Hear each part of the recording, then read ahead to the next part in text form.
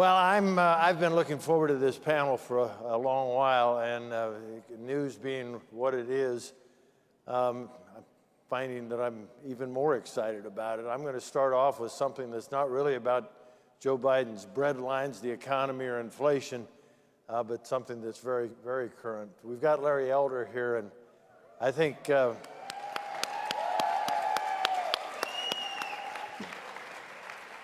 got fans, man. One or two. Hey. Love you. Is anybody my fan? All right, we've all got fans. Larry, I'm guessing from our short conversation backstage that you've got some insight about our new Supreme Court nominee. Tell us what's on your heart. Well, I don't know that much about her. She was a district court judge for a long time, wrote a lot of opinions. She was very briefly on the D.C. Court of Appeals. I don't think she's written an opinion until just a few days ago, so I don't know that much about her decisions. I do know this, that Chief Justice John Roberts, during the confirmation, said a judge's job is to call balls and strikes. I don't know why it's relevant for the race or gender of an umpire. Should only a black umpire call balls and strikes for a black baseball batter or for a black pitcher? Should a Latino umpire call balls and strikes for a black pitcher or a black batter? A judge's job is to be fair. I just ran for governor, as you know, and all I know, it wasn't...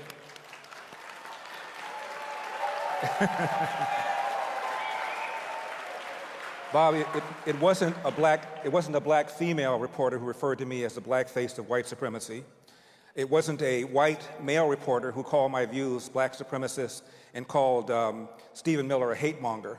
So the job of a judge is to be fair, and we ought not be choosing judges based upon race, ethnicity, or gender. And I criticized Ronald Reagan when he said the same thing before he appointed Sandra Day O'Connor. I criticized Donald Trump before he appointed Amy Coney Barrett, and I'm criticizing Joe Biden for doing the same thing. We ought not be doing that. Thank you. Thanks for standing up, man. I knew I had the right guy out here. Thank you very much for that. Now let's talk about the economy and inflation. 89% when asked, you guys know all these poll numbers, but 89% of voters say that when they cast their ballot this fall, the economy is going to be very or extremely important to them. 83% say the same about inflation, about 76% say that about taxes. So this is topical. This is top of mind stuff. And when they say economy, they're talking about economy and inflation. And when they say inflation, they're talking about inflation and the economy. Larry, you're on radio every day. You're talking to people all across the country every day. What are you hearing from folks? Are these numbers close to accurate, or are they just... No, absolutely. People are concerned about the prices of everything going up. Gas prices are going up, grocery prices are going up, prices of a home are going up, prices for used and new cars are going up. And AOC, who got a degree in economics,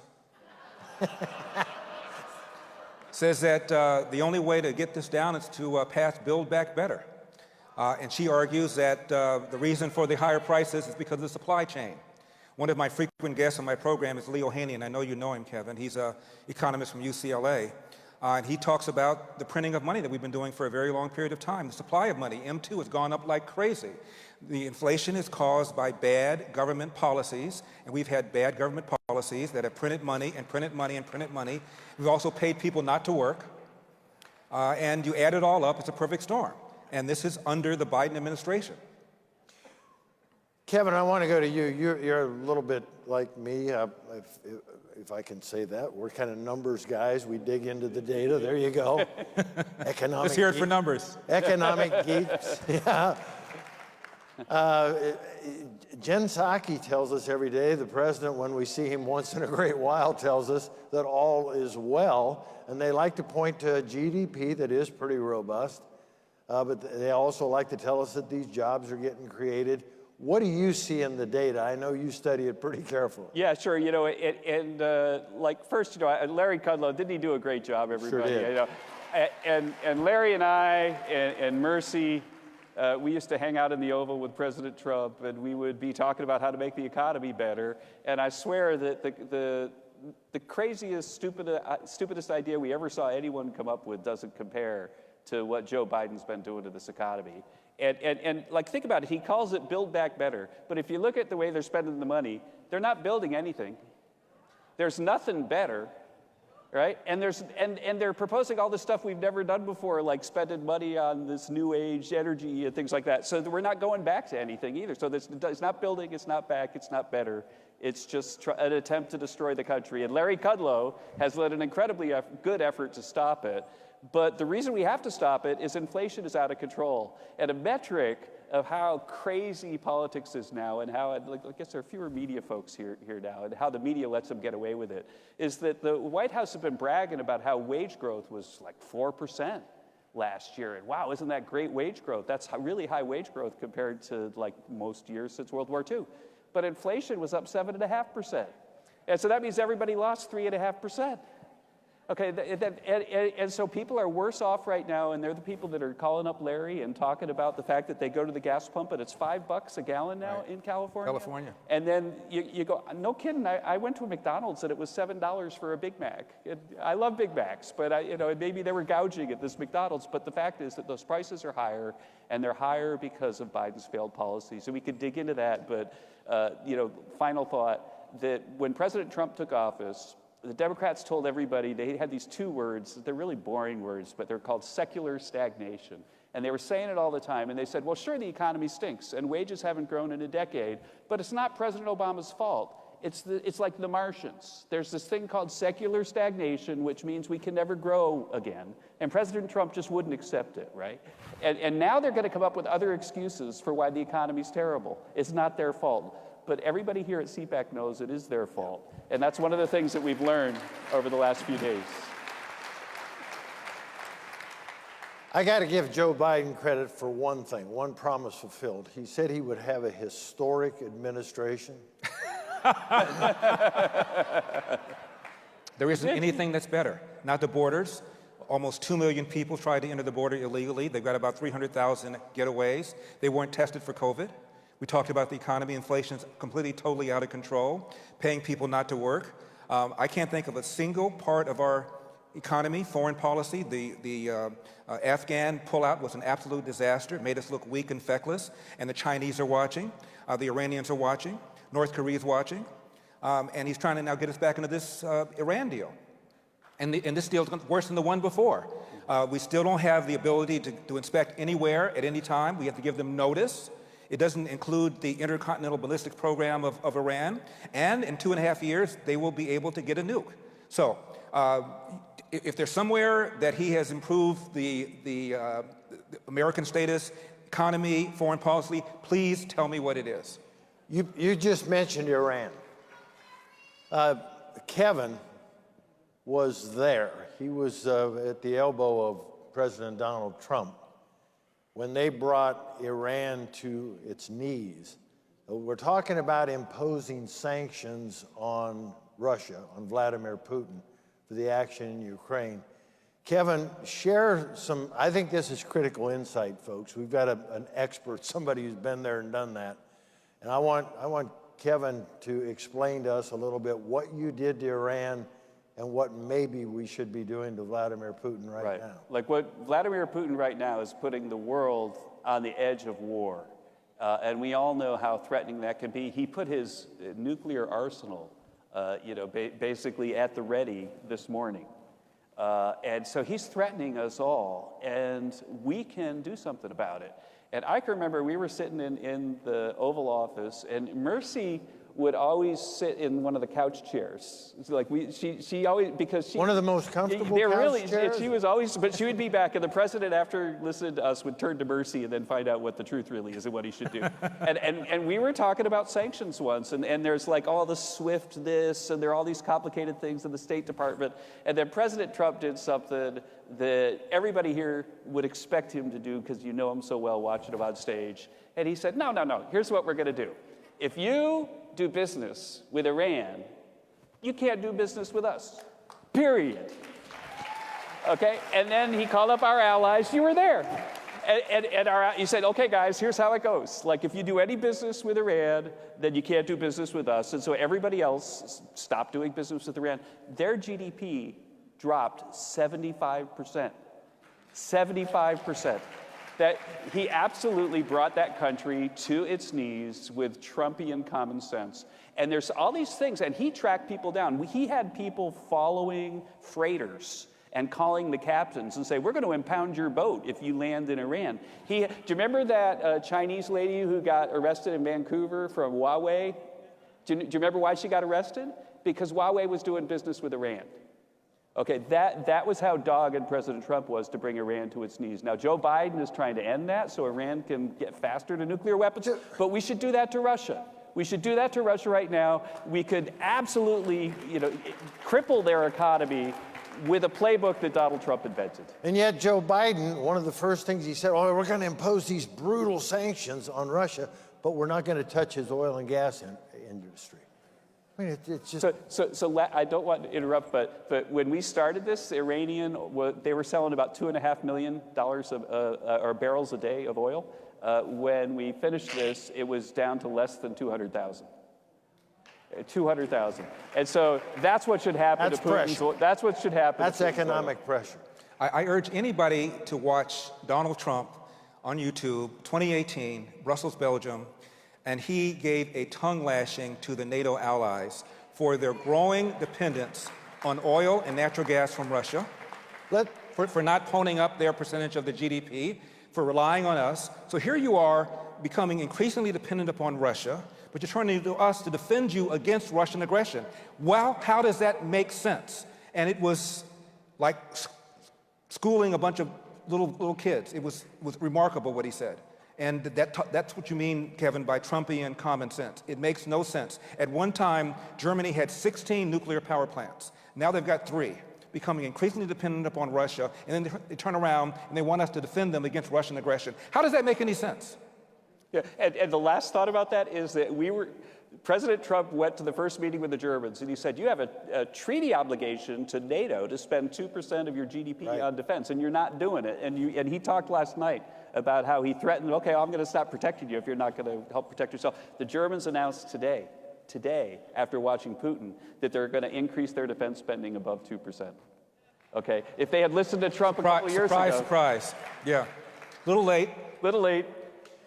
Let's come back and bring energy and inflation and inside our own borders. One of the things that's almost criminal about inflation, it works just like a tax. Everything you touch is higher price today. How it's only 7.5%, Kevin, I don't know, because all the stuff we're buying that we really need, fuel oil's up 46%, and gas is up 40%. Used cars are up 40%.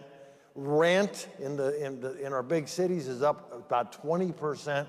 So all the stuff that you really need to survive on is up way more than 7.5%. That's why people are telling me, at least, the hurrier I go, the behinder I get. Yeah. And the longer you hang on to a dollar, the less you can do with it.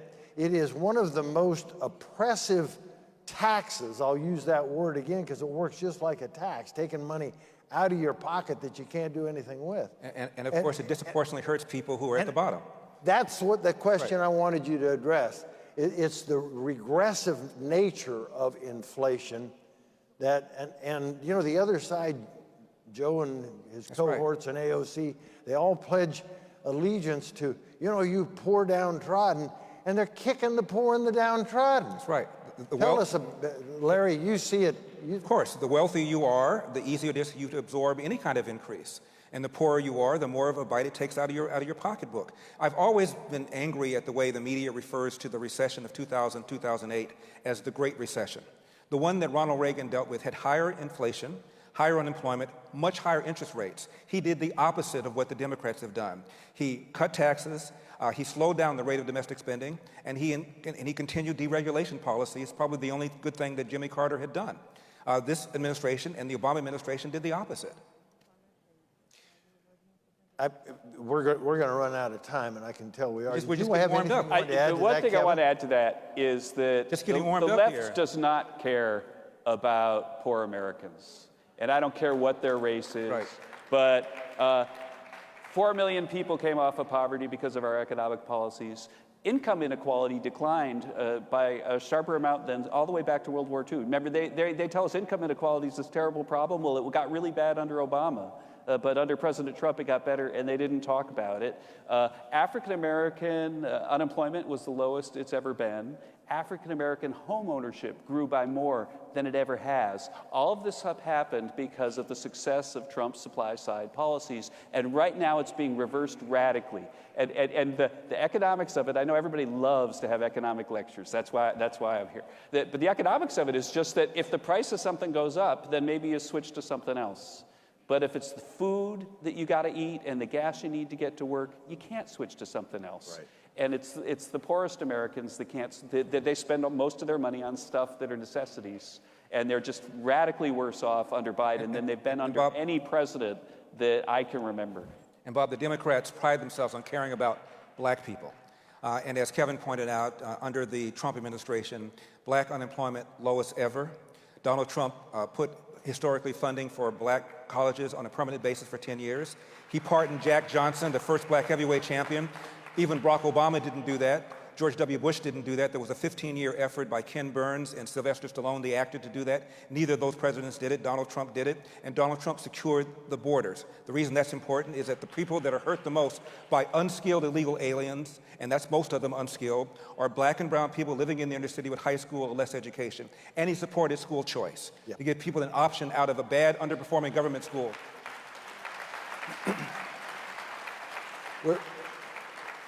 We've talked a little bit about economic policy and how it makes a difference when you do it right, when you do it wrong.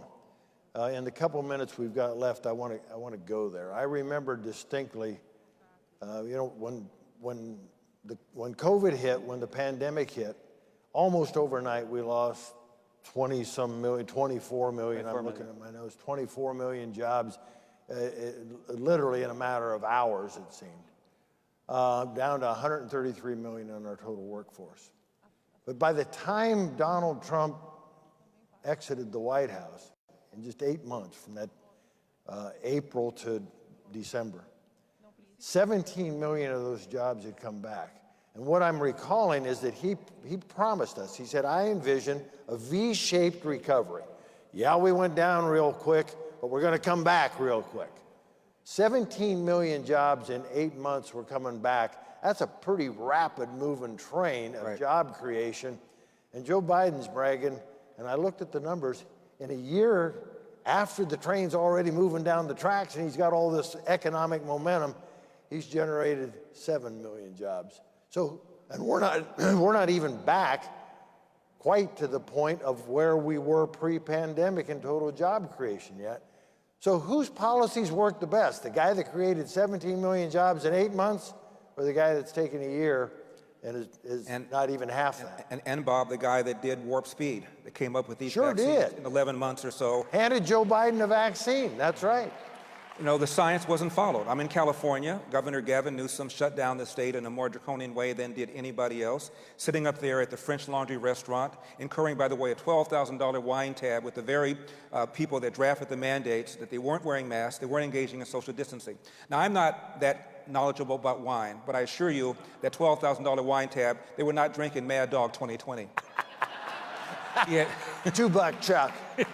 He had his own kids enjoying in-person private education, and pre-pandemic, 75% of black boys in the 3rd grade could not read at state proficiency levels, and those levels are low. Math scores, even worse. They were denied a whole year of in-school private education, in-school government education. Half of all 3rd graders pre-pandemic could not read at state proficiency levels. They were denied a whole year of in-person education. It's absolutely outrageous. The science was not followed. A third of all restaurants are now gone forever in California, most of which were owned by black and brown people, the people the left pride themselves on caring about.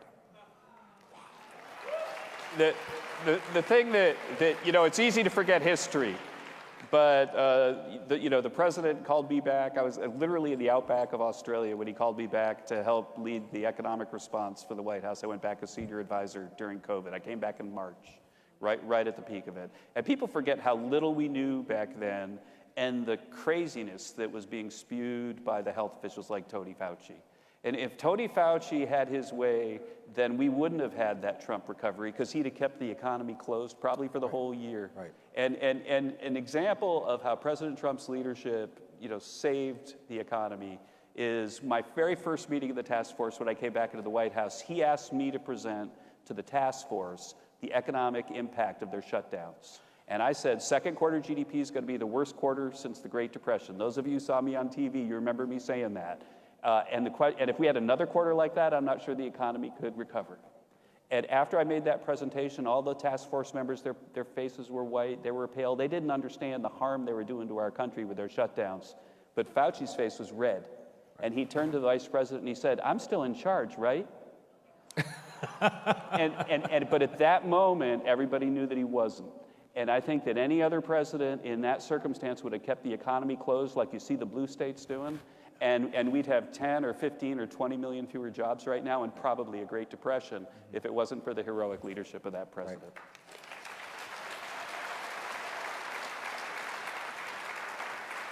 Put your hands together very loud and thank Kevin and Larry Elder for a great panel.